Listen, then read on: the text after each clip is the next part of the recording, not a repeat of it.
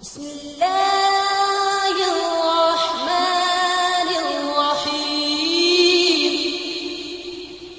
السلام علیکم خواتین و حضرات، ڈیلی لائف کے مسائل اور اسلامک وظائف کی روشنی میں ان کے حل تجویز کرنے والے یوٹیوب کے سب سے بہترین چینل کی ایک اور ویڈیو کے ساتھ آپ کی خدمت میں حاضر ہیں۔ دوستو، اس چینل پر ہماری زیادہ سے زیادہ کوشش اور مشن یہی ہے کہ ہم زندگی سے ریلیٹڈ جتنے بھی مسائل ہیں ان کے حل جو ہیں وہ قرآنی آیات، مسنون دعاؤں اور وظائف کے تحت آپ تک پہنچائیں، اور اس مشن میں ہمیں آپ کے ساتھ کی ضرورت ہے۔ اگر آپ نے ابھی تک سبسکرائب نہیں کیا تو فوری بیل آئیکن پر کلک کر کے سبسکرائبر بن جائیں تاکہ آپ فیوچر میں آنے والی ویڈیوز سے محروم نہ رہیں۔ بہنوں اور بھائیوں، ہماری آج کی ویڈیو کا ٹاپک جو ہے وہ آپ ہی کے بھیجے گئے کمنٹس میں سے چنا گیا ہے۔ ہمیں بے شمار لوگوں نے میسج بھیجے کہ کوئی ایسا وظیفہ یا عمل بتایا جائے کہ جس سے دن بھر کے کام کی تھکاوٹ جو ہے وہ فوری طور پر دور ہو جائے۔ خواتین و حضرات، خوشی کی بات تو یہ ہے کہ ہمارے پاس ایک ایسی مجرب مسنون دعا اور وظیفہ ہے جو رسول اکرم صلی اللہ علیہ وآلہ وسلم نے اپنی پیاری بیٹی فاطمہ الزہرا کو عنایت کیا۔ یعنی یہ وہ مسنون عمل ہے کہ جس کے کرنے سے صرف 3 منٹ کے اندر انشاءاللہ تعالی العزیز آپ کے جسم میں موجود تھکاوٹ جو ہے وہ ختم ہو جائے گی اور آپ جو ہے وہ توانائی کا احساس لے کر اٹھیں گے۔ اور ایسا ہو ہی نہیں سکتا کہ جو دعا، جو عمل ہمارے آقا محمد صلی اللہ علیہ وآلہ وسلم نے اپنی بیٹی کو گفٹ کیا ہو، ہدیہ دیا ہو، تو وہ بے اثر ہو۔ ایسا ہو ہی نہیں سکتا۔ خواتین و حضرات، روایت ہے کہ حضرت فاطمہ الزہرا نے اپنے والد محترم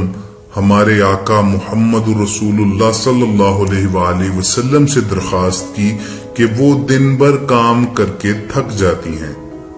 اور انہیں کوئی خادمہ جو ہے وہ عنایت کی جائے۔ تو رسول اللہ صلی اللہ علیہ وآلہ وسلم نے فرمایا،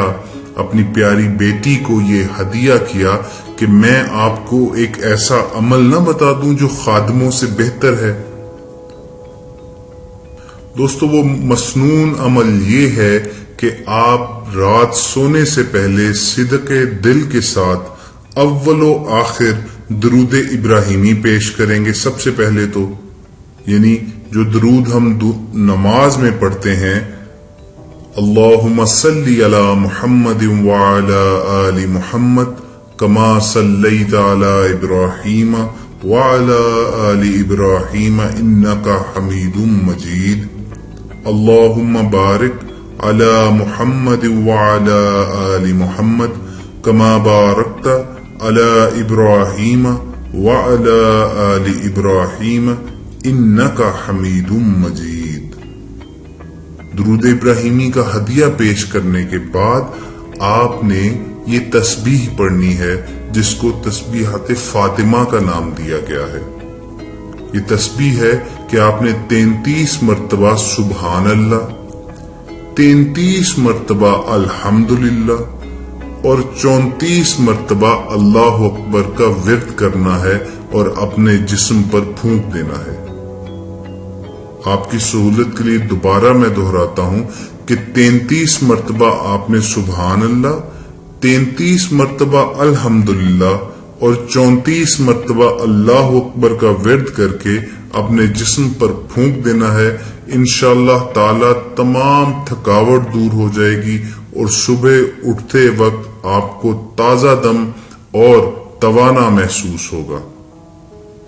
اور خواتین و حضرات، یہ مسنون عمل جو ہے یہ صرف کام کاج سے متعلق ہی نہیں ہے، بلکہ اگر آپ پیدل سفر کرتے ہیں اور آپ کو تھکن کا احساس رہتا ہے تو یہی کلمات پڑھ کر اپنے دونوں ہاتھوں پر دم کر کے ناف سے لے کر پاؤں کے پنجوں تک پھیر لیں۔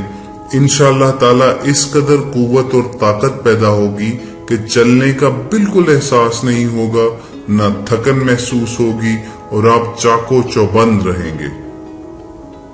مگر جیسا کہ پہلے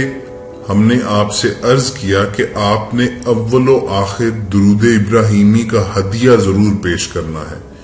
کیونکہ خواتین و حضرات یہ عمل مسنون عمل، یہ دعا اور یہ وظیفہ جو ہے ہم تک رسول اکرم صلی اللہ علیہ وآلہ وسلم اور ان کی پیاری بیٹی حضرت فاطمہ الزہرا کے کرم سے پہنچا ہے، تو ہمارا یہ فرض بنتا ہے کہ اپنے پیارے نبی اور ان کی آل پر درود و سلام ضرور بھیجیں۔ دوستو، یہ تینوں کلمات جو رسول اللہ صلی اللہ علیہ وآلہ وسلم نے بیان کیے ہیں، ان کی اتنے معجزات و کرامات ہیں کہ انسانی ذہن اس کا احاطہ نہیں کر سکتا، اور اگر اس کے ساتھ ساتھ ثواب کے نقطہ نظر سے دیکھا جائے تو یہ میزان عمل پر نہایت ہی بھاری اور وزنی اسم ہیں۔ یعنی حضرت ابو ہریرہ رضی اللہ تعالیٰ عنہ روایت کرتے ہیں کہ حضور اکرم صلی اللہ علیہ وآلہ وسلم نے ان کو پودا لگاتے دیکھا تو ارشاد فرمایا، میں تمہیں بہترین پودے جو لگائے جائیں بتاؤں؟ وہ سبحان اللہ والحمد للہ ولا الہ الا اللہ واللہ اکبر کہنا ہے۔ ہر کلمہ پڑھنے پر جنت میں ایک درخت لگا دیا جاتا ہے۔ یعنی آپ یہ کلمہ سنیے،